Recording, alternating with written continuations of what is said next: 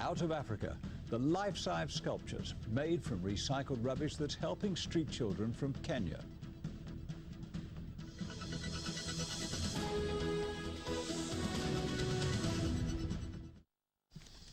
Well, the time is now coming up to 16 minutes past 6, still to come here on Central Tonight.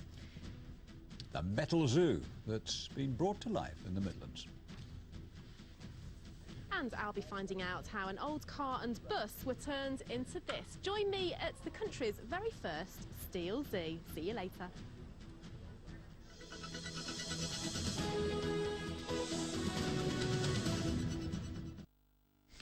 Now, in the school holidays, there's nothing like a good old-fashioned trip to the zoo, complete with sandwiches, a packed lunch and screaming children. But it's never a good idea to get too close to the animals, is it? Well, it isn't until now, because we're about to meet some African animals that it's perfectly safe to get up close and personal with, as we can see. Come on, Lucy, introduce us to your new friends there. Hello, Bob. Well, say hello to Jeffrey the giraffe, one of several steel animals here at the Akamba Garden Centre in Solihull. Isn't he amazing? And there's a brilliant story behind these animals because they've been created out of scrap cars and buses, and they've travelled 4,000 miles to make their home here in the Midlands. But it's not just them that have had a long journey. So is their creator, local artist Chris Canan, who's here with us tonight. Hello, Chris. So come on, tell us all about them. Where did you make them and why? Well, we made them in Kenya in East Africa, and the reason for that is we just want to give a bit of exotic to people in Birmingham, give them what's going on really. So how did you make them? Basically, we've got artists in Kenya. I'm an artist myself. The artists in Kenya, a lot of them live with the animals as well, so they've got a good idea of the way, the shape and everything, so we've made them very realistic. And what's been the reaction then here in Birmingham? What have people thought about them here in Solihull? People think they are in Kenya. That a lot of people got, a lot of people think they're in safari, but safari which you don't have to be scared of animals. These aren't champrovie or anything like that. So they're there.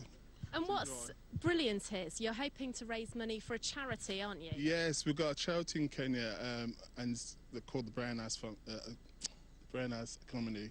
And basically, what they do, there's 700 kids we look after, and it helps them to get a good education. Well, that's wonderful. One final question for you, Chris. Are these animals weatherproof? Just about. It's a good job because we've got some rain on the way. Here's your forecast.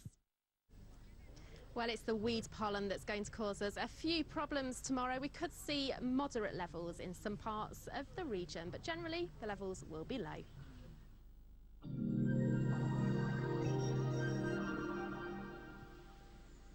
Well, in any drier weather, if we do get any, you might want to come along here and see this wonderful exhibition. It really is the first of its kind in the UK, and there are some fantastic sculptures to see. Now, I have made another new friend here, but Bob, I can't quite work out who he reminds me of. What do you think? You're going to suggest it's me, are you? Well, I hope she doesn't suggest it's me. Lucy, thank I you thought it very might be much. the editor We'll or the leave it there, producer or shall we? something like that. I have to say, those animals are low maintenance, aren't they? They don't need Well, feeding. they are, but they're going to get a final coat of rust, I think, after her forecast.